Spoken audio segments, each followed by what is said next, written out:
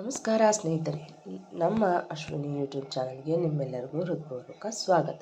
ಅನುರಾಗ ಅರಳಿತು ಕಥೆಯ 13ನೇ ಅಧ್ಯಾಯ ನಿಮ್ಮೆಲ್ಲರಿಗೂ ಇಷ್ಟವಾಗಿದೆ ಅಂತ ಭಾವಿಸ್ತೇನೆ. ಹಾಗಿದ್ರೆ ಬನ್ನಿ ಸ್ನೇಹಿತರೆ, ಅಧ್ಯಾಯ 14 ಶುರು ಮಾಡೋಣ. ಎಷ್ಟೇ ಕೊಬ್ಬು ಪೂಣಿ ನಿನಗೆ, ಒಂದು ರಾತ್ರಿ ನನ್ನೊಳಗಿದ್ದಿದ್ರೆ ನಿನ್ನ ರಾಣಿ ಥರ ಮೆರೆಸ್ತಿದ್ದೆ. ಆದರೆ ನೀನೇನು ಮಾಡಿದೆ? ನನ್ನ ಧಿಕ್ಕರಿಸೋದೆ ಅಲ್ವಾ? ಇನ್ನು ಮುಂದಿದೆ ಕಣೆ ನಿನಗೆ ಮಾರಿ ಹಬ್ಬ. ಅದ್ಯಾವನೇನು ಕೆಲಸ ಕೊಡ್ತಾನೆ, ಅದು ಹೇಗೆ ಬೇರೆ ಕಡೆ ಕೆಲಸ ಮಾಡ್ತೀಯೋ ನಾನು ನೋಡ್ತೀನಿ ಕಣೆ. ನಿನಗೆಲ್ಲೂ ಕೆಲಸ ಸಿಗಬಾರ್ದು, ಹಾಗೆ ಮಾಡ್ತೀನಿ. ತಿಂಗಳ ಸಂಬಳಕ್ಕೆ ನನ್ನ ಮುಂದೆ ಕೈ ಚಾಚು ನಿನಗೇ ಇಷ್ಟು ಸೊಕ್ಕಿರಬೇಕಾದ್ರೆ ಈ ಕಂಪ್ನಿ ಓನರ್ ಆಗಿರೋ ಸಾವಿರಾರು ಜನರಿಗೆ ಕೆಲಸ ಕೊಟ್ಟಿರೋ ನನಗಿನ್ನೆಷ್ಟು ಇರಬೇಡ. ಇನ್ನು ಶುರುವಾಯ್ತು ನಿನಗೆ ಶನಿಕಾಟ ಎಂದು ಅವಳು ಹೋದ ದಾರಿಯನ್ನೇ ನೋಡುತ್ತಾ ಹೇಳಿ ಟೇಬಲ್ಗೆ ಮುಷ್ಟಿ ಕಟ್ಟಿ ಗುದ್ದಲು ಟೇಬಲ್ ಮೇಲಿದ್ದ ಸಾಮಾನುಗಳೆಲ್ಲ ಚಲ್ಲಾಪಿಲ್ಲಿಯಾದವು. ಗಾಜಿನ ನೀರಿನ ಗ್ಲಾಸ್ ಕೆಳಗೆ ಬಿದ್ದು ಚೂರು ಚೂರಾಯಿತು. ಮಲ್ಲಿಗೆಪುರ ಎಂಬ ಹಳ್ಳಿಗೆ ರಾಮಪ್ಪ, ಚಲಪತಿ, ಪ್ರಭಾಕರ್, ವತ್ಸಲ ಅವರನ್ನು ಕರೆದುಕೊಂಡು ಹೆಣ್ಣು ನೋಡಲು ಹೋದರು. ಸೂರಪ್ಪ ಅವರ 4 ಜನ ಹೆಣ್ಣು ಮಕ್ಕಳಲ್ಲಿ ನೀಲ್ಗೆ ನೋಡಿದ ಹುಡುಗಿಯೇ ಮೊದಲನೆಯವಳು. ಹೆಸರು ನಮ್ರತ. ಅವಳು ಅಲ್ಲಿಯೇ ಪ್ರೈಮರಿ ಸ್ಕೂಲ್ ಟೀಚರ್ ಆಗಿ ಕೆಲಸ ಮಾಡುತ್ತಿದ್ದಳು. ಸೂರಪ್ಪನಿಗೆ ಗದ್ದೆ, ತೋಟ, ವಾಸಿಸಲು ಸ್ವಂತ ಮನೆ ಇತ್ತು. ತಕ್ಕ ಮಟ್ಟಿಗೆ ಶ್ರೀಮಂತರೆನ್ನಬಹುದು. 4 ಜನ ಹೆಣ್ಣು ಮಕ್ಕಳು ಎಂದು ಯಾರನ್ನೂ ಕಡಿಮೆ ಓದಿಸಿಲ್ಲ. 4 ಜನರಿಗೂ ಒಳ್ಳೊಳ್ಳೆ ಡಿಗ್ರಿ ಕೊಡಿಸಿದ್ದಾರೆ. ಸೂರಪ್ಪ ಹುಡುಗನ ಬಗ್ಗೆ ವಿಚಾರಿಸಿದಾಗ ಚಲಪತಿಯವರು, ನಾವು ಮೊದಲು ನೋಡ್ಕೊಂಡು ಹೋಗ್ತೀವಿ, ಆಮೇಲೆ ಬೇಕಿದ್ರೆ ಹುಡುಗಿ ಭೇಟಿಯಾಗಲಿ, ಅವನಿಗೆ ತುಂಬ ಕೆಲಸದ ಒತ್ತಡ ಇದ್ದಿದ್ದರಿಂದ ಅವನಿವತ್ತು ಬರಲಿಲ್ಲ ಎಂದರು. ಸೂರಪ್ಪನವರು ತಮ್ಮ ಮಗಳನ್ನು ತೋರಿಸಿದರು. ತಾತ ಪ್ರಭಾಕರ್ ಮತ್ತು ವತ್ಸಲ ಅವರಿಗೆ ಹುಡುಗಿ ತುಂಬಾ ಇಷ್ಟವಾಗಿದ್ದಳು. ಚಲಪತಿಯವರು, ನಮಗೆ ಹುಡುಗಿ ಇಷ್ಟ ಆಗಿದ್ದಾಳೆ, ಆದರೆ ಮದುವೆ ಆಗಬೇಕಾಗಿರೋದು ನನ್ನ ಮೊಮ್ಮಗ. ಅದಕ್ಕೆ ಹುಡುಗಿ ಒಂದು ಸಾರಿ ಭೇಟಿಯಾಗಲಿ, ಆಮೇಲೆ ನನ್ನ ಮೊಮ್ಮಗ ಏನು ಹೇಳ್ತಾನೇನೋ ಕೇಳಿಕೊಂಡು ಮುಂದಿನ ಮಾತುಕತೆ ಮಾಡೋಣ ಎಂದರು. ಸರಿ ರಾಯ್ರೆ, ಹಾಗೆ ಆಗಲಿ. ನೀವು ಯಾವತ್ತು ನಿಮ್ಮ ಮೊಮ್ಮಗ ಭೇಟಿ ಆಗ್ತೀನಿ ಅಂತ ಹೇಳ್ತಾನೋ ನಾನು ಅವತ್ತೇ ನನ್ನ ಮಗಳನ್ನ ಬೆಂಗಳೂರಿಗೆ ಕರ್ಕೊಂಡು ಬರ್ತೀನಿ ಎಂದನು ಸೂರಪ್ಪ. ಸರಿ ಸೂರಪ್ಪನವರೇ, ನಾವಿನ್ನು ಹೊರಡ್ತೀವಿ ಎಂದು ಹೇಳಿ ಕೈ ಮುಗಿದು ಬೆಂಗಳೂರು ಕಡೆ ಹೊರಟರು. ಕಾರ್ ಡ್ರೈವ್ ಮಾಡುತ್ತಿದ್ದ ಪ್ರಭಾಕರ್, ಸರ್, ಹುಡುಗಿ ತುಂಬ ಲಕ್ಷಣವಾಗಿದ್ದಾಳೆ, ಟೀಚರ್ ಬೇರೆ, ನಮ್ಮ ನೀಲ್ಗೆ ಜೋಡಿ ತುಂಬ ಚೆನ್ನಾಗಿ ಒಪ್ಪತ್ತೆ ಎಂದನು. ಹೌದು ಪ್ರಭಾಕರ್, ಜೋಡಿ ಚೆನ್ನಾಗೇ ಒಪ್ಪತ್ತೆ, ಆದರೆ ನಮ್ಮ ಒಪ್ಪಿಗೆಗಿಂತ ನೀಲ್ನ ಒಪ್ಪಿಗೆ ತುಂಬ ಮುಖ್ಯ ಎನ್ನಲು, ನೀವು ಹೇಳೋದು ನಿಜ ಸರ್ ಎಂದು ಆ ಮಾತಿಗೆ ಅಲ್ಲೇ ವಿರಾಮ ಬಿಟ್ಟು ಡ್ರೈವಿಂಗ್ ಮಾಡೋ ಕಡೆ ಗಮನ ಹರಿಸಿದರು ಪ್ರಭಾಕರ್. ಬಾಸ್ ಕ್ಯಾಬಿನ್ನಿಂದ ಆಚೆ ಬಂದ ಪೂರ್ಣಿಮಾಳ ಕಣ್ಣಿಂದ ಕಂಬನಿ ಎಷ್ಟೇ ಒರೆಸಿಕೊಂಡರೂ ನಿಲ್ಲದೆಂಬಂತೆ ಒಂದೇ ಸಮನೆ ಜಾರುತ್ತಿತ್ತು. ಸೀದಾ ತಾನು ಕೂರುತ್ತಿದ್ದ ಟೇಬಲ್ ಬಳಿ ಹೋಗಿ ಅಲ್ಲಿದ್ದ ತನ್ನೆಲ್ಲ ವಸ್ತುಗಳನ್ನು ಬ್ಯಾಗ್ಗೆ ತುಂಬಿಸಿಕೊಂಡು ಹೊರಡಲು ಅದನ್ನು ನೋಡಿದ ರವಿ ಅವಳ ಹಿಂದೆಯೇ ಪೂರ್ಣಿಮಾ ಎಂದು ಕೂಗುತ್ತಿದ್ದರೂ ತನ್ನದೇ ಯೋಚನೆಯಲ್ಲಿ ಹೊರ ಹೋಗಿಬಿಟ್ಟಳು. ರವಿ ಸೇರಿದಂತೆ ಅಲ್ಲಿದ್ದ ಎಲ್ಲ ಸ್ಟಾಫ್ಗಳಿಗೂ ಪೂರ್ಣಿಮಾಳ ನಡೆ ವಿಚಿತ್ರ ಅನಿಸಿತು. ಏನಾಯಿತು? ಸರ್ ಕ್ಯಾಬಿನ್ಗೆ ಹೋಗಿದ್ಲಲ್ವಾ, ಸಡನ್ನಾಗಿ ಆಚೆ ಹೋಗೋವಂಥದ್ದು? ನಾನು ಕೂಗಿದ್ರೂ ಕೇಳದೇ ಇರೋಷ್ಟು ಯೋಚನೆಯಲ್ಲಿ ಮುಳುಗಿ ಹೋಗಿದ್ದಾಳ ಎಂಬ ಯೋಚನೆಗೆ ಬಿದ್ದ. ಅವನಿಗೆ ಕೆಲಸದ ಮೇಲೆ ಗಮನವೇ ಇಲ್ಲ. ಪೂರ್ಣಿಮಾ ಯಾಕೆ ಹೀಗೆ ಮಾಡಿದ್ಲು? ಬಾಸ್ ಏನಾದರೂ ಬೈದ್ರಾ ಎಂದು ಆತಂಕವೂ ಮೂಡಿತು. ಪೂರ್ಣಿಮಾ ಆಫೀಸ್ನಿಂದ ಸೀದಾ ಒಂದು ಪಾರ್ಕ್ ಹೊಕ್ಕಳು. ಮಧ್ಯಾಹ್ನದ ಸಮಯವಾಗಿದ್ದರಿಂದ ಹೆಚ್ಚು ಜನಸಂದಣಿ ಇರಲಿಲ್ಲ. ಅಕ್ಕಪಕ್ಕದಲ್ಲಿ ಯಾರೂ ಇಲ್ಲದ್ದು ನೋಡಿ ಒಂದು ಕಲ್ಲು ಬೆಂಚಿನ ಮೇಲೆ ಕುಳಿತು ತನ್ನ ಕೈಗಳಿಂದ ಮುಖ ಮುಚ್ಚಿ ಬಿಕ್ಕಿ ಬಿಕ್ಕಿ ಅಳತೊಡಗಿದಳು. ಯಾಕೆ ದೇವ್ರೆ ಈ ರೀತಿ ಪರೀಕ್ಷೆ ಮಾಡ್ತಿದೀಯಾ? ನಾನೇನು ಅನ್ಯಾಯ ಮಾಡಿದ್ದೀನಿ ಅಂತ ಹೀಗೆ ಒಂದ್ರ ಮೇಲೊಂದಂತೆ ಕಷ್ಟ ಕೊಡ್ತಿದ್ಯಾ? ಒಂದು ಹೆಣ್ಣು ಮನೆ ಪರಿಸ್ಥಿತಿ ಸರಿ ಇಲ್ಲ ಅಂತ ಆಚೆ ದುಡಿಯೋದಕ್ಕೆ ಅಂತ ಕಾಲಿಟ್ರೆ ಇಂಥ ದುಷ್ಟರು ಬೆನ್ನು ಹತ್ತಿ ಬಿಡ್ತಾರೆ. ಯಾಕೆ ಅವರಿಗೆ ಹೆಣ್ಣು ಅಂದರೆ ಬರೀ ಭೋಗದ ವಸ್ತುನ? ಯಾಕೆ ಅವರು ಬರೀ ಕಾಮ ದೃಷ್ಟಿಯಲ್ಲೇ ನೋಡ್ತಾರೆ? ಯಾಕೆ ಅವ್ರ ಮನೆಯಲ್ಲಿಯೂ ಅಕ್ಕ, ತಂಗಿ, ತಾಯಿ ಥರ ಬೇರೆ ಹೆಣ್ಮಕ್ಳು ಅಂತ ಅನಿಸೋದೇ ಇಲ್ವಾ ಎಂದು ಬಿಕ್ಕಿದಳು. ಕೋಪದಲ್ಲಿ ಏನೋ ರಾಜೀನಾಮೆ ಕೊಟ್ಟು ಬಂದುಬಿಟ್ಟೆ. ಇನ್ನು 10 ದಿನದಲ್ಲಿ ಸ್ಮಿತಾ ಮದುವೆ. ಕೈಯಲ್ಲಿ ದುಡ್ಡಿಲ್ಲ, ಕೆಲಸನೂ ಇಲ್ಲ. ಈ ವಿಷಯ ಚಿಕ್ಕಮ್ಮನಿಗೆ ಗೊತ್ತಾದರೆ ನನ್ನ ಕೊಂದೇ ಬಿಡ್ತಾರೆ. ಈಗೇನು ಮಾಡಲಿ ದೇವ್ರೆ, ನನಗೊಂದು ತೋಚ್ತಿಲ್ಲ, ನೀನೇ ದಾರಿ ತೋರಿಸ್ಬೇಕು ಎಂದು ಮತ್ತೆ ಯೋಚಿಸಿ ಬಿಕ್ಕಿ ಬಿಕ್ಕಿ ಅಳತೊಡಗಿದಳು. ಅದೆಷ್ಟು ಹೊತ್ತು ಅತ್ತಳೋ ಅದು ಅವಳಿಗೂ ಗೊತ್ತಿಲ್ಲ. ಸಂಜೆ ಆಗುತ್ತಿದ್ದ ಹಾಗೆ ಪಾರ್ಕ್ಗೆ ಬರುವ ಜನರು ಸಂಖ್ಯೆ ಹೆಚ್ಚಾಗುತ್ತಾ ಹೋಯಿತು. ಎಷ್ಟೇ ಯೋಚಿಸಿದರೂ ದಾರಿ ಕಾಣದೆ ಸಾಕಾಗಿ ಮನೆ ಕಡೆ ಹೊರಟಳು. ರವಿಗೆ ಯಾವಾಗ ಪೂರ್ಣಿಮಾ ಜೊತೆ ಮಾತನಾಡುತ್ತೀನೋ ಅನಿಸಿಬಿಟ್ಟಿತ್ತು. ಆಫೀಸ್ ಟೈಮ್ ಮುಗಿಯುತ್ತಿದ್ದ ಹಾಗೆ ಆಚೆ ಬಂದು ಪೂರ್ಣಿಮಾಗೆ ಕಾಲ್ ಮಾಡಿದ. ಕೈಯಲ್ಲಿ ಕೆಲಸ ಇಲ್ಲದ್ದು, ಜೊತೆಗೆ ತಂಗಿ ಮದುವೆ, ದುಡ್ಡೂ ಇಲ್ಲದ್ದು, ಇದೇ ಯೋಚನೆಯಲ್ಲಿ ಸಾಗುತ್ತಿದ್ದ ಪೂರ್ಣಿಮಾಳಿಗೆ ತನ್ನ ಫೋನ್ ರಿಂಗ್ ಆಗೋದು ಸಹ ಕೇಳಿಸಲಿಲ್ಲ. ರವಿಗೆ ಟೆನ್ಷನ್ ಆಗಿ ಅವನ ತಲೆಯಲ್ಲಿ ಇಲ್ಲಸಲ್ಲದ ಯೋಚನೆಗಳು ಬರುತ್ತಿದ್ದವು. ಮತ್ತೆ ಮತ್ತೆ ಕರೆ ಮಾಡಿ ಸೋತು ಹೋದ. ಪೂರ್ಣಿಮಾಗೆ ಮೈಮೇಲೆ ಎಚ್ಚರವೇ ಇರಲಿಲ್ಲ. ಎಷ್ಟೋ ಹೊತ್ತಿನ ತನಕ ಅದೇ ಆಲೋಚನೆಯಲ್ಲಿ ಸಾಗಿದಳು. ಪೂರ್ಣಿಮಾ ಪಕ್ಕದ ಮನೆಯ ಹೆಂಗಸು, ಪೂರ್ಣಿಮಾ, ಪೂರ್ಣಿಮಾ, ಎಲ್ಲಿಗೆ ಹೊಟ್ಟಿದೀಯಾ? ನಿಮ್ಮ ಮನೆ ಇಲ್ಲೇ ಇದೆ, ಆ ಕಡೆ ಎಲ್ಲಿಗೆ ಹೊಟ್ಟಿದೀಯಾ ಎಂದು ಕೂಗಿದಾಗ ವಾಸ್ತವಕ್ಕೆ ಬಂದ ಪೂರ್ಣಿಮಾ ಹಿಂದೆ ತಿರುಗಿ ನೋಡಿದಳು. ತಮ್ಮ ಮನೆ ಬಿಟ್ಟು 4-5 ಮನೆಗಳನ್ನು ದಾಟಿ ಬಂದಿದ್ದಳು. ಅಯ್ಯೋ, ಇದೇನು ಮಾಡಿದೆ ಎಂದು ಮತ್ತೆ ವಾಪಸ್ ಹಿಂದೆ ಬಂದು ತನ್ನ ಮನೆಗೆ ಹೋದಳು. ಚಲಪತಿಯವರಿಗೆ ಹುಡುಗಿ ತುಂಬಾ ಇಷ್ಟ ಆಗಿದ್ದಳು.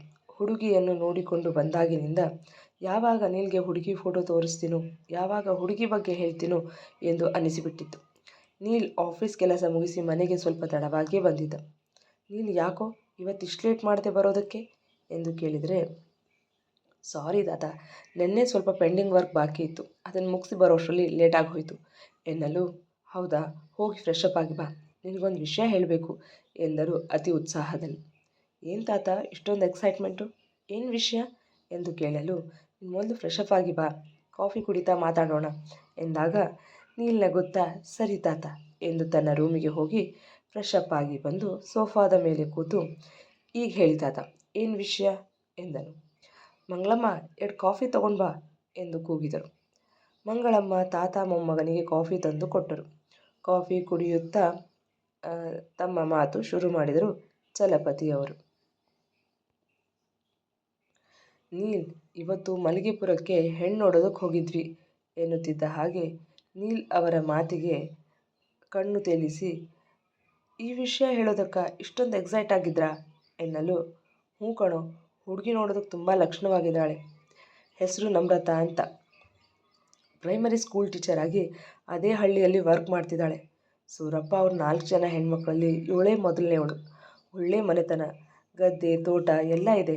ನಮ್ಮಷ್ಟಲ್ಲದೆ ಹೋದರೂ ತಕ್ಕ ಮಟ್ಟಿಗೆ ಶ್ರೀಮಂತರೇ. ತಗೋ ಈ ಫೋಟೋ ನೋಡು ಹುಡುಗಿಯದ್ದು ಎಂದು ಅವನ ಕೈಗೆ ಫೋಟೋ ಕೊಟ್ಟರು. ತಾತ, ನೀವು ನೋಡಿದ್ರ ಅಲ್ವಾ, ಮತ್ತು ನಾನೇನು ನೋಡಲಿ, ನಿಮಗೆ ಹುಡುಗಿ ಒಪ್ಪಿಗೆ ಆದರೆ ಅವಳಿಗೆ ನನ್ನ ಕಂಡೀಷನ್ನ ಹೇಳಿಬಿಡಿ, ಅದಕ್ಕೆ ಒಪ್ಪಿದರೆ ನಾನು ಮದುವೆ ಆಗೋದಕ್ಕೆ ರೆಡಿ ಎಂದವ ಮನಸ್ಸಲ್ಲೇ. ನನ್ನ ಕಂಡೀಷನ್ ಕೇಳಿದ ಮೇಲೆ ಆ ಹುಡುಗಿ ತಲೆ ತಿರುಗಿ ಬೀಳದೆ ಇದ್ದರೆ ಅಷ್ಟೇ ಸಾಕು ಎಂದ ನಗುತ್ತ. ನೀನು ಒಂದು ಸಾರಿ ನಮ್ರತಾನ ಭೇಟಿ ಮಾಡು, ಆಮೇಲೆ ನಿನ್ನ ಕಂಡೀಷನ್ನ ಹೇಳೋಣ ಎಂದರು. ಸರಿ ತಾತ, ಹಾಗೆ ಆಗಲಿ ಎಂದು ಹೇಳಿ ರೂಮ್ಗೆ ಹೊರಟವನ, ನೀಲ್ 1 ನಿಮಿಷ ಕಣೋ ಎನ್ನಲು ನೀಲ್ ಅವರ ಕಡೆ ತಿರುಗಿ ಏನು ಎನ್ನುವಂತೆ ನೋಡಿದ. ಅದು ನೀನು ನಾಳೆನೇ ಹುಡುಗಿನ ಮೀಟ್ ಮಾಡು, ಸೂರಪ್ಪ ಅವ್ರಿಗೆ ಕಾಲ್ ಮಾಡಿ ಹೇಳ್ತೀನಿ, ನಾಳೆ ನಮ್ರತಾನ ಕರ್ಕೊಂಡು ಬೆಂಗಳೂರಿಗೆ ಬನ್ನಿ ಅಂತ ಎನ್ನಲು, ತಾತ ನಾಳೆನೇನಾ ಎಂದು ಆಶ್ಚರ್ಯದಿಂದ ಕೇಳಲು, ಹ್ಞೂ ಕಣೋ, ನಾಳೆ ನಿನ್ನೆಲ್ಲ ಅಪಾಯಿಂಟ್ಮೆಂಟ್ನ ಕ್ಯಾನ್ಸಲ್ ಮಾಡು, ಆ ಹುಡುಗಿ ಜೊತೆ ಮನಸ್ಸು ಬಿಚ್ಚಿ ಮಾತಾಡು ಎಂದಾಗ ನೀಲ್ ಏನೂ ಹೇಳದೆ ಮೌನವಾಗಿರೋದು ನೋಡಿದ ತಾತ, ನಾನು ಹೇಳಿದ ಅರ್ಥ ಆಯಿತು ತಾನೇ ಎಂದು ಕೇಳಿದರು. ತಾತನಿಗೆ ಇಲ್ಲ ಎಂದರೆ ಬೇಜಾರಾಗತ್ತೆ ಎಂದು, ತಾತ ನಾಳೆನೇ ಭೇಟಿ ಮಾಡ್ತೀನಿ ಎಂದ. ಸರಿ, ಹಾಗಿದ್ರೆ ಈಗಲೇ ನಾನು ಕಾಲ್ ಮಾಡಿ ಹೇಳ್ತೀನಿ, ಮಲ್ಲಿಗೆಪುರದಿಂದ ಸೀದಾ ಮನೆಗೆ ಬರಲಿ, ಇಲ್ಲಿಂದಾನೇ ಇಬ್ಬರು ಒಟ್ಟಿಗೆ ಬೇಕಿದ್ರೆ ಆಚೆ ಹೋಗಿ ಬನ್ನಿ ಎಂದಾಗ, ತಾತ ಇಲ್ಲಿಗೆ ಯಾಕೆ ಬರೋದಕ್ಕೆ ಹೇಳ್ತೀರಾ, ಅವ್ರ ಊರಿಂದ ಸೀದಾ ನಮ್ಮ ಆಫೀಸ್ ಹತ್ರ ಬರೋದಕ್ಕೆ ಹೇಳಿ, ಅಲ್ಲಿಂದಾನೇ ಆಚೆ ಹೋಗಿ ಭೇಟಿ ಆಗ್ತೀವಿ ಎನ್ನಲು, ನೀಲ್, ಹೊರಗೆ ಕಳಿಸೋದು ಅಷ್ಟು ಚೆನ್ನಾಗಿ ಕಾಣಿಸಲ್ಲ, ಅದಕ್ಕೆ ಮನೆಗೆ ಬರೋದಕ್ಕೆ ಹೇಳ್ತೀನಿ, ಅವರು ನಮ್ಮ ಮನೆ ನೋಡ್ಕೊಂಡು ಹೋದಾಗೂ ಆಗತ್ತೆ ಎಂದಾಗ, ಬೇರೆ ವಿಧಿ ಇಲ್ಲದೆ ಸರಿ ತಾತ, ನಾನು ಹೇಳಿದ್ರೆ ಎಲ್ಲಿ ಕೇಳ್ತೀರಾ, ನಿಮ್ಮಿಷ್ಟ ಎಂದು ಹೇಳಿ ತನ್ನ ರೂಮಿಗೆ ಹೋದ. ಚಲಪತಿಯವರಿಗೆ ನೀಲ್ ಮದುವೆಗೆ ಒಪ್ಪಿಕೊಂಡಿದ್ದು ಸಂತೋಷ ತಂದಿತ್ತು. ಅವರು ತಕ್ಷಣ ಸೂರಪ್ಪನವರಿಗೆ ಕಾಲ್ ಮಾಡಿದರು. ನಮಸ್ತೆ ರಾಯರೇ, ಹೇಳಿ ಎನ್ನಲು, ಸೂರಪ್ಪ, ನಾಳೆನೇ ನಿಮ್ಮ ಮಗಳನ್ನ ಕರ್ಕೊಂಡು ನಮ್ಮ ಭಾರದ್ವಾಜ್ ಮ್ಯಾನ್ಷನ್ಗೆ ಬನ್ನಿ, ಇಲ್ಲೇ ನನ್ನ ಮೊಮ್ಮಗನು ನಿಮ್ಮ ಮಗಳು ಭೇಟಿಯಾಗಲಿ ಎಂದರು. ಸರಿ ರಾಯರೇ, ಹಾಗೆ ಆಗಲಿ, ನಾನು ನಾಳೆನೇ ನನ್ನ ಮಗಳನ್ನ ಕರ್ಕೊಂಡು ಬೆಂಗಳೂರಿಗೆ ಬರ್ತೀನಿ ಎಂದು ಹೇಳಿದ ಮೇಲೆ ಕರೆ ಕಟ್ಟಾಗಿತ್ತು. ರೂಮಿಗೆ ಬಂದ ನೀಲ್ ತನ್ನ ತಾತ ಕೊಟ್ಟ ಫೋಟೋನ ಡಸ್ಟ್ಬಿನ್ಗೆ ಹಾಕಿ, ಈ ತಾತ ಒಂದು ನೋಡಿ ಬಂದ ತಕ್ಷಣ ಹುಡುಗಿನ ನಾನು ನೋಡಬೇಕಂತೆ, ಬರಲಿ, ನಾನು ಹೇಳೋ ಕಂಡೀಷನ್ ಕೇಳಿ ಅವಳಾಗೆ ಅವಳು ಮದುವೆ ಬೇಡ ಅಂತಾಳೆ. ಸೊ ನೀಲ್ ಚಿಲ್ ಮ್ಯಾನ್, ಇದ್ರ ಬಗ್ಗೆ ಜಾಸ್ತಿ ತಲೆ ಕೆಡಿಸ್ಕೊಳ್ದೆ ಕೆಲಸದ ಕಡೆ ಗಮನ ಕೊಡು ಎಂದು ತನ್ನಷ್ಟಕ್ಕೆ ತಾನೇ ಹೇಳಿಕೊಂಡು ಚೇರಪ್ಪ ಆದ. ಪೂರ್ಣಿಮಾಗೆ ಮನೆಗೆ ಬಂದರೂ ಯಾವ ಕೆಲಸದ ಮೇಲೂ ಗಮನವಿಲ್ಲ. ಅವಳಿಗೆ ಕೆಲಸ ಬಿಟ್ಟಿದ್ದು ಒಂದು ಕಡೆ ಆದರೆ ಇನ್ನೊಂದು ಕಡೆ 10 ದಿನದಲ್ಲಿ ತಂಗಿ ಮದುವೆಗೆ ದುಡ್ಡು ಹೊಂದಿಸಬೇಕು ಅನ್ನೋ ಚಿಂತೆ. ಇದೆಲ್ಲವೂ ಅವಳನ್ನು ಹೈರಾಣು ಮಾಡಿತ್ತು. ಅದೇ ಗುಂಗಲ್ಲಿ ಅಡುಗೆ ಮಾಡುತ್ತಾ ಕೈ ಸುಟ್ಟುಕೊಂಡಳು. ಹೇಗೋ ಅಡುಗೆ ಮಾಡಿ ಮುಗಿಸಿದವಳಿಗೆ ಗೊತ್ತಿಲ್ಲ ಅನ್ನಕ್ಕೆ ಉಪ್ಪು ಜಾಸ್ತಿ, ಸಾಂಬಾರಿಗೆ ಖಾರ ಜಾಸ್ತಿ ಹಾಕಿದ್ದೀನಿ ಎಂದು. ಊಟಕ್ಕೆ ಬಡಿಸಿ ಅಡುಗೆ ಮನೆ ಒಳ ಹೋಗುವಷ್ಟರಲ್ಲಿ ಪೂರ್ಣಿಮಾ ಚಿಕ್ಕಮ್ಮನಿಂದ ಸಹಸ್ರನಾಮಾರ್ಚನೆ ಶುರುವಾಗಿತ್ತು. ಯಾಕೆ ಚಿಕ್ಕಮ್ಮ, ಏನಾಯಿತು ಎಂದು ವಾಪಸ್ ಬಂದು ಕೇಳಲು ವನಿತಾ ಕೋಪದಲ್ಲಿ ಪೂರ್ಣಿಮಾ ಮಾಡಿದ್ದ ಸಾಂಬಾರನ್ನ ಪೂರ್ತಿ ಅವಳ ಮುಖದ ಮೇಲೆ ಚೆಲ್ಲಿದರು. ಪೂರ್ಣಿಮಾ ಸಾಂಬಾರು ಮುಖದ ಮೇಲೆ ಚೆಲ್ಲಿದಾಗ ಕಣ್ಣಿಗೆ ಖಾರ ಬಿದ್ದು ಒಂದೇ ಸಮನೆ ಉರಿ ಉರಿ ಎಂದು ಬೊಬ್ಬೆ ಹಾಕೋದಕ್ಕೆ ಶುರು ಮಾಡಿದಳು. ಉರಿನಾ? ಅಡುಗೆ ಮಾಡುವಾಗ ನಿನ್ನ ಲಕ್ಷ್ಯ ಎಲ್ಲಿತ್ತು? ಸಾಂಬಾರಿಗೆ ಇಷ್ಟೊಂದು ಖಾರ ಹಾಕೋದಾ? ನಾವು ಊಟ ಮಾಡಲಿ ಅಂತ ಮಾಡಿದ್ಯೋ ಅಥವಾ ಉಪವಾಸ ಇರಲಿ ಅಂತ ಮಾಡಿದ್ಯೋ? ಬೇಕು ಅಂತಾನೇ ಮಾಡಿದ್ಯಾ ಅಲ್ವಾ ಎಂದು ಕೋಪದಿಂದ ಬುಸುಗುಡಲು, ಇಲ್ಲ ಚಿಕ್ಕಮ್ಮ, ನಾನು ಯಾಕೆ ಬೇಕು ಅಂತ ಮಾಡಲಿ, ಏನೋ ಗೊತ್ತಾಗದೆ ಹೀಗಾಗಿದೆ. ಇನ್ನೊಂದು ಸಾರಿ ಈ ರೀತಿ ಆಗಲ್ಲ ಚಿಕ್ಕಮ್ಮ, ದಯವಿಟ್ಟು ನನ್ನ ಕ್ಷಮಿಸಿ ಎಂದಳು ಬಿಕ್ಕುತ್ತಾ. ಗೊತ್ತಾಗದೆ ಮಾಡಿದ್ದಾ ಇದು? ಮಾಡಾದ್ಮೇಲೆ ರುಚಿ ನೋಡಬೇಕು ತಾನೇ. ಬೇಕಾಬಿಟ್ಟಿ ಮಾಡಿ ಊಟ ಮಾಡಿದ್ರೆ ಮಾಡಲಿ, ಬಿಟ್ಟರೆ ಬಿಡಲಿ ಅಂತ ಮಾಡಿದ್ದೀಯಾ ಅಂತ ನನಗೆ ಚೆನ್ನಾಗಿ ಗೊತ್ತು ಕಣೆ. ಈಗ ಅದೇನು ಮಾಡ್ತೀಯೋ ಗೊತ್ತಿಲ್ಲ. ಇನ್ನು 10 ನಿಮಿಷದಲ್ಲಿ ಬೇರೆ ಏನಾದರೂ ಮಾಡಿ ತೊಗೊಂಡು ಬಾ, ಹೊಟ್ಟೆ ತುಂಬ ಹಸಿತಿದೆ ಎಂದಾಗ, ಸರಿ ಚಿಕ್ಕಮ್ಮ ಎಂದು ಅಳುತ್ತಲೇ ರೂಮಿಗೆ ಓಡಿ ಹೋಗಿ ಮುಖ ತೊಳೆದುಕೊಂಡು ಬಂದು ಅಡುಗೆ ಮನೆಗೆ ಹೋಗಿ ಕಣ್ಣಿಗೆ ಬೆಂಕಿ ಬಿದ್ದ ಹಾಗೆ ಉರಿಯುತ್ತಿದ್ದರೂ ಮಾಡಿದ ಅನ್ನಕ್ಕೆ ಒಗ್ಗರಣೆ ಹಾಕಿ ತಂದು ಬಡಿಸಿದಳು. ಗಡದ್ದಾಗಿ ತಿಂದು ಹೋಗಿ ಬಿದ್ದುಕೊಂಡರು ತಾಯಿ ಮಗಳು. ಪೂರ್ಣಿ ಕಣ್ಣುಗಳು ಖಾರ ಹೋಗಿದ್ದ ಪರಿಣಾಮ ಬೆಂಕಿ ಇಟ್ಟ ಹಾಗೆ ಆಗುತ್ತಿತ್ತು. ಕಣ್ಣು ಕೆಂಪಾಗಿ ಕಣ್ಣೀರು ಎಡೆಬಿಡದೆ ಹರಿಯುತ್ತಲಿತ್ತು. ಚೆಲ್ಲಿದ್ದ ಸಾಂಬಾರು ಕ್ಲೀನ್ ಮಾಡಿ ಅವರುಗಳು ತಿಂದ ತಟ್ಟೆ ಎತ್ತಿಟ್ಟು ಪಾತ್ರೆ ತೊಳೆದು ಅಡುಗೆ ಮನೆ ಸ್ವಚ್ಛ ಮಾಡಿ ಹಸಿದ ಹೊಟ್ಟೆಯಲ್ಲೇ ಅಳುತ್ತಾ ಮಲಗಿದಳು ಪೂರ್ಣಿಮಾ. ಆಗಷ್ಟೇ ಸ್ಕೂಲ್ನಿಂದ ಮನೆಗೆ ಬಂದ ಮಗಳನ್ನು ಕುರಿತ ಸೂರಪ್ಪ ನಮ್ರತಾಗೆ ಬೆಳಗ್ಗೆ ಬೇಗ ಎದ್ದು ರೆಡಿಯಾಗಲು ಹೇಳಿದರು. ಯಾಕಪ್ಪ, ಏನು ವಿಷಯ? ನಾಳೆ ಸ್ಕೂಲ್ ಇದೆ ನನಗೆ ಎನ್ನಲು, ನಾಳೆ ಒಂದಿನ ರಜಾ ಹಾಕು ಮಗಳೇ. ಇವತ್ತು ಗಂಡಿನ ಕಡೆಯವರು ಬಂದಿದ್ರಲ್ಲ, ಅವ್ರು ಫೋನ್ ಮಾಡಿದರು, ನಾಳೆ ಬೆಂಗಳೂರಿಗೆ ಬನ್ನಿ, ನಾಳೆನೇ ಹುಡುಗ ಹುಡುಗಿ ಭೇಟಿ ಮಾಡಲಿ ಅಂತ. ತಮ್ಮ ಮನೆ ಅಡ್ರೆಸ್ ಕೊಟ್ಟಿದ್ದಾರೆ, ಅದಕ್ಕೆ ನಾವು ನಾಳೆ ಬೆಳಗ್ಗೆ ಬೆಂಗಳೂರಿಗೆ ಹೋಗ್ತಿದ್ದೀವಿ ಎಂದರು. ಸರಿಯಪ್ಪ, ನಾಳೆ ಒಂದಿನ ರಜಾ ಹಾಕ್ತೀನಿ ಎಂದಳು ನಮ್ರತಾ ತನ್ನ ತಂದೆಯ ಮಾತು ಯಾವತ್ತೂ ಮೀರಿದವಳಲ್ಲ. ಅವಳೊಂಥರ ವಿಧೇಯ ವಿದ್ಯಾರ್ಥಿ ಇದ್ದಂತೆ. ತನ್ನ ತಂದೆಯ ಮಾತು ಎಂದರೆ ವೇದವಾಕ್ಯ ಇದ್ದ ಹಾಗೆ ಅವಳಿಗೆ. ಮುಂದುವರಿಯುವುದು ಕೇಳಿದ್ರಲ್ವಾ ಸ್ನೇಹಿತರೆ. ಅನುರಾಗ ಅರಳಿತು ಕಥೆಯ 14ನೇ ಅಧ್ಯಾಯ. ಈ ಸಂಚಿಕೆ ನಿಮಗೆ ಇಷ್ಟವಾಗಿದ್ದರೆ ಒಂದು ಲೈಕ್ ಕೊಡಿ, ನಿಮ್ಮ ಅಭಿಪ್ರಾಯವನ್ನು ಕಮೆಂಟ್ನಲ್ಲಿ ತಿಳಿಸಿ. ಇನ್ನು ಯಾರೆಲ್ಲ ನಮ್ಮ ಚಾನಲ್ ಸಬ್ಸ್ಕ್ರೈಬ್ ಮಾಡಿಲ್ವೋ ದಯವಿಟ್ಟು ಸಬ್ಸ್ಕ್ರೈಬ್ ಮಾಡಿಕೊಳ್ಳಿ. ಹಾಗೆ ಪಕ್ಕದಲ್ಲಿರೋ ಬೆಲ್ ಐಕಾನ್ ಒತ್ತೋದನ್ನು ಮರಿಬೇಡಿ. ಮತ್ತು ಈ ಕಥೆ ಇಷ್ಟವಾಗ್ತಾ ಇದ್ದರೆ ಹೆಚ್ಚು ಹೆಚ್ಚು ಜನರಿಗೆ ಶೇರ್ ಮಾಡೋದರ ಮೂಲಕ ನಮ್ಮನ್ನು ಪ್ರೋತ್ಸಾಹಿಸಿ. ಮತ್ತೆ ಮುಂದಿನ ಸಂಚಿಕೆಯಲ್ಲಿ ಭೇಟಿಯಾಗೋಣ. ಧನ್ಯವಾದಗಳು.